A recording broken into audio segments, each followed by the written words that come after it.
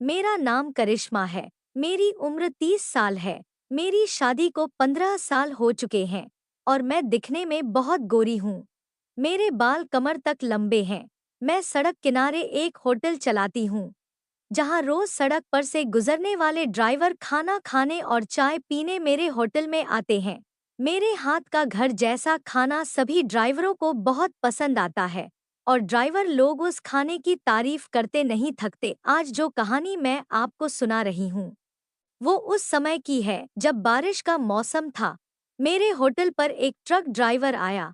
बाहर बहुत तेज बारिश हो रही थी, इस वजह से उसे गाड़ी चलाने में मुश्किल हो रही थी। उसने मुझसे कहा, क्या मुझे रात रुकने के लिए एक कमरा मिल सकता है?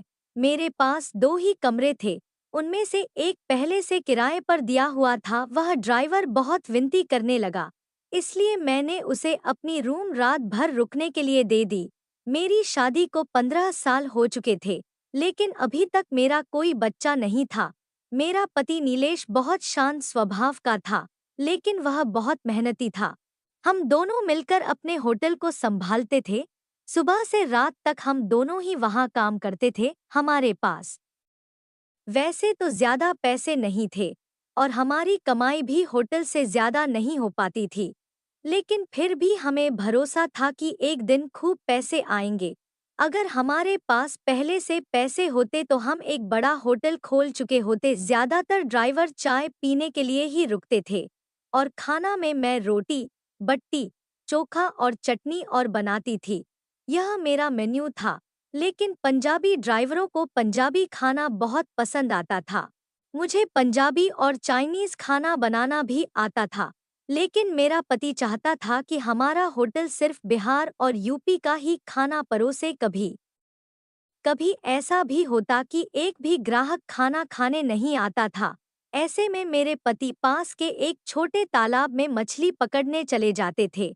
वह अपने दोस्तों के साथ मछलियां पकड़ते और उन्हें बेचने के लिए मार्केट में ले जाते थे। जब मेरे पति घर पर नहीं होते थे, तो होटल का सारा काम मुझे ही संभालना पड़ता था।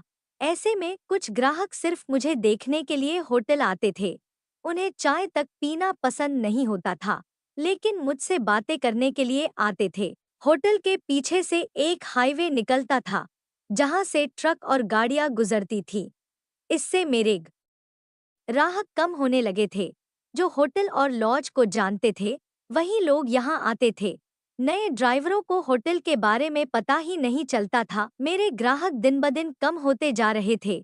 मेरा धंधा जैसे बंद होने की कगार पर था। घर में पैसों की कमी महसूस होने लगी थी।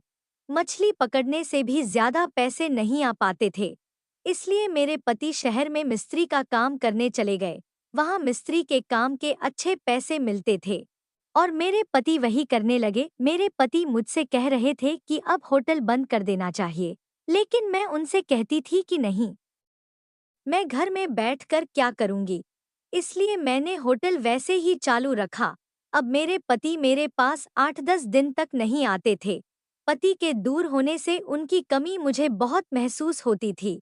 हम एक दूसरे से बात भी नहीं कर पाते थे। पति की याद में मैं खो जाती थी। कभी सोचती थी कि वह पहले कितने अच्छे दिखते थे, लेकिन अब वैसे नहीं रहे। वह थोड़ा नशा भी करने लगे थे। पहले वह इतने खुशमिजाज थे कि उनकी हंसी देखकर मुझे भी अच्छा लगता था। उनके पास मोबाइल नहीं था, इसलिए जब वह काम पर चले जाते थे, तो यह पता नहीं चलता था कि वह गाँव कब आएंगे। हम दोनों बात भी नहीं कर पाते थे। पति की यादों में मैं अक्सर डूब जाती थी। कभी कभी वह मुझसे प्यार से कहते थे कि अब नशा नहीं करूंगा। उनकी बातों से मेरा गुस्सा भी खत्म हो जाता था और मैं हंसने लगती थी। मेरी कोई औलाद नहीं थी, जिससे मैं बहुत दुखी रहती थी और मेरे पति को भी औलाद की चाह थी। पति मुझे कहते थे कि मैं तुम्हें सुख नहीं दे पाया और मैं उन्हें समझाने की कोशिश करती थी कि सब ठीक हो जाएगा। पैसे की कमी के कारण वह अक्सर निराश हो जाते थे और उनकी निराशा मुझे भी दुखी कर देती थी। लेकिन मैंने कभी कोई जिद नहीं की। एक दिन बारिश हो रही थी और रात का समय था। तभी एक ट्रक मेरे होटल के सामने आकर रुका। मैं होटल बंद करने ही वाली थी तभी एक ट्रक ड्राइवर आया। उसने टॉर्च जलाकर होटल की तरफ देखा और मुझसे पूछा, क्या खाने को कुछ मिलेगा? मैंने कहा, हाँ, मैं अभी गर्म खाना बना देती हूँ। पहले मैंने उसे चाय बनाकर दी, फिर खाना बनाने में लग गई। 20 मिनट के अंदर मैंने उसे खाना परोस दिया। उसने भरपेट खाया और बोला, आपके हाथ का खाना बहुत स्वादिष्ट है। मैंने उसे धन्यवाद दिया। वह बोला, बारिश बहुत तेज है, मैं गाड़ी नहीं चला पाऊंगा। क्या यहाँ रुकने को कोई जगह मिलेगी? मेरे पास 2 कमरे थे, जिनमें से एक किराए पर था। वह स्वभाव से बहुत अच्छा लग रहा था, इसलिए मैंने सोचा कि ग्राहकों की संख्या वैसे ही कम हो गई है, उसे मना करना सही नहीं होगा। मैंने कहा, एक कमरा है, लेकिन उसमें मैं रहती हूँ। उसने कहा, कोई बात नहीं, मैं वहाँ एडजस्ट कर लूंगा। वह ट्रक से अपना बैग लेकर आया। मैंने उसे कमरे में ले जाकर जगह दी। कमरे में 2 पलंग थे। उसने अपना बैग रखा और एक पलंग पर आराम करने लगा। मैं होटल के बाकी काम निपटा रही थी। वह एक पलंग पर सो गया और दूसरे पर मैं। रात के करीब 2 बज रहे थे। बारिश रुकने का नाम नहीं ले रही थी। बिजली भी चमक रही थी। मैंने देखा कि वह ठंड से कांप रहा था। मुझे उस पर दया आई। मैंने अपनी एक चादर उसे ओढ़ा दी। वह सो रहा था, इसलिए मैंने उसे उठाया नहीं, लेकिन मुझे महसूस हुआ कि उसे बुखार भी हो गया था। शायद वह पूरी तरह से भीग गया था। मेरे पास कुछ दवाइयाँ थीं। मैंने उसे उठाया और कहा, आपको तेज बुखार है, ठंड और सर्दी हो गई है, यह दवाइयाँ ले लीजिए, इससे सुबह तक आराम मिलेगा। उसने दवाइयाँ ली और मुझसे पूछा, क्या आप यहाँ अकेले रहती हैं? मैंने कहा, हाँ, यह होटल मेरा है। मेरे पति शहर में काम करते हैं। हाईवे सड़क पार जाने के बाद हमारे ग्राहक कम हो गए हैं। फिर मैंने उसे आराम करने को कहा और मैं भी सो गई। सुबह 5 बजे मेरी आँख खुली। मैंने देखा कि ट्रक ड्राइवर वहाँ नहीं था। बाहर जाकर देखा तो भी वह नहीं दिखा, लेकिन उसने पलंग पर 3,000 रुपए रखे थे। मैं सोच में पड़ गई कि वह बिना बताए चला गया। कम से कम जाते वक्त बताना तो चाहिए था, लेकिन वह आदमी बहुत ईमानदार था। उसने पैसे भी छोड़ कर गए थे, वरना कोई और होता तो शायद पैसे भी न छोड़ता। उसकी ईमानदारी मुझे बहुत पसंद आई। अगले दिन मेरा पति वापस आया। वह 20 दिनों से मेरे पास नहीं था। मैंने उससे पूछा, आप इतने दिनों तक क्यों नहीं आए? कहाँ चले गए थे? वह कहने लगा, मैं चेन्नई में काम करने गया था। वहाँ एक कंस्ट्रक्शन साइट पर काम चल रहा था और वापसी में बारिश बहुत तेज थी, जिससे कोई वाहन नहीं मिल रहा था। लेकिन अब सब ठीक है। मेरा पति 20 दिनों बाद घर लौटा था और इस बार उसने कोई नशा भी नहीं किया था।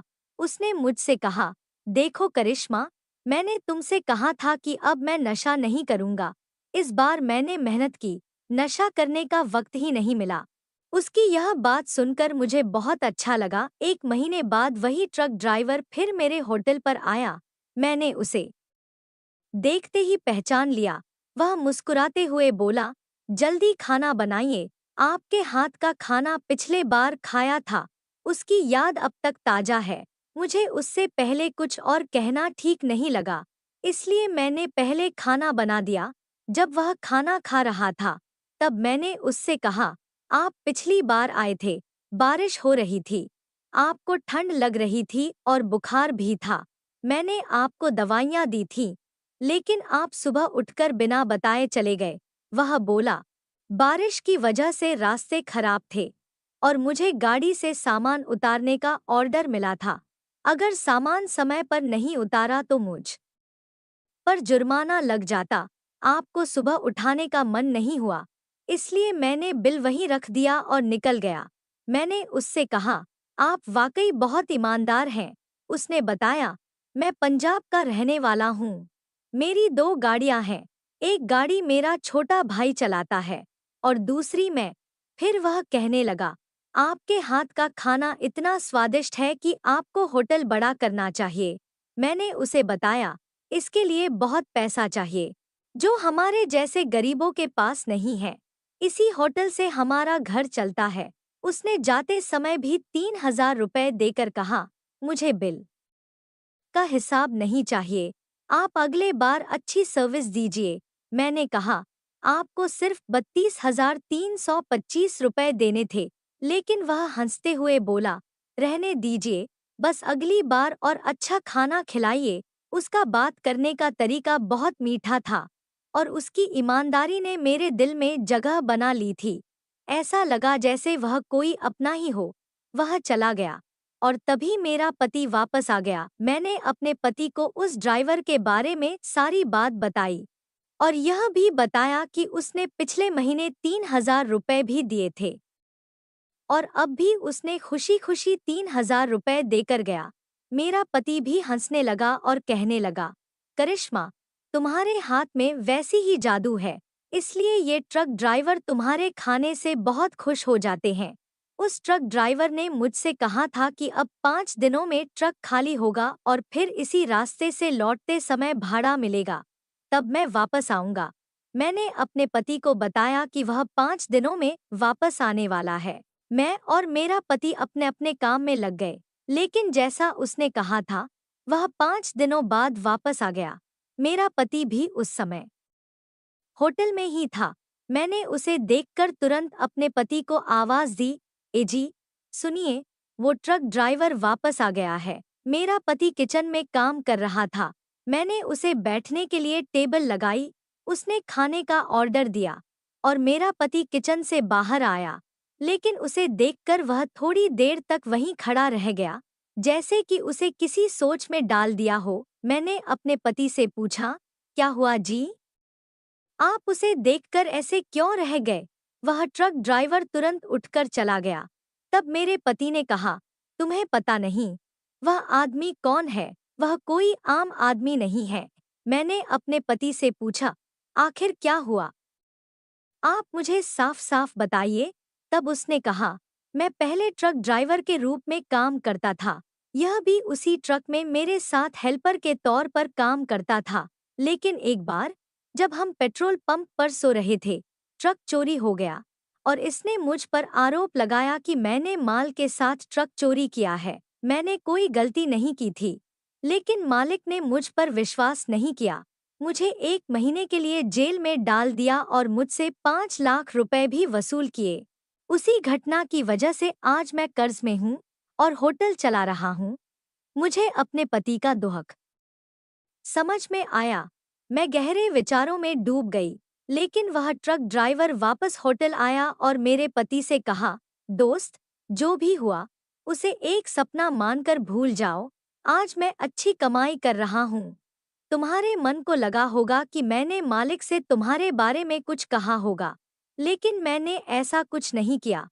मुझे पता था कि यह होटल तुम्हारा है और तुम मुझसे मदद नहीं लोगे, इसलिए मैंने इस तरीके से तुम्हारी मदद करने का सोचा। वह मेरे पति के सामने मुझसे कहने लगा, भाभी, आप ही इन्हें समझाइए। लेकिन उसकी बातें सुनने के बाद मैंने भी उससे कुछ कहने की जरूरत नहीं समझी। वह चला गया और जब उसने होटल छोड़ा तो उसने 5 लाख रुपए देकर कहा, जो हुआ उसे भूल जाओ। 2 महीने बाद हमें पता चला कि मैं गर्भवती हूँ। मैं और मेरा पति बहुत खुश हुए। हमने सारी पुरानी बातें भुला दी। दोस्तों, इस कहानी को सुनाने का उद्देश्य किसी का दिल दुखाना या किसी अनैतिक गतिविधियों को बढ़ावा देना बिल्कुल नहीं है। बस आप सबको जागरूक और सचेत करना है। अगर आपको मेरी कहानी पसंद आई हो तो वीडियो को लाइक, चैनल को सब्सक्राइब करने के साथ इस वीडियो को ज़्यादा से ज़्यादा लोगों को शेयर करें।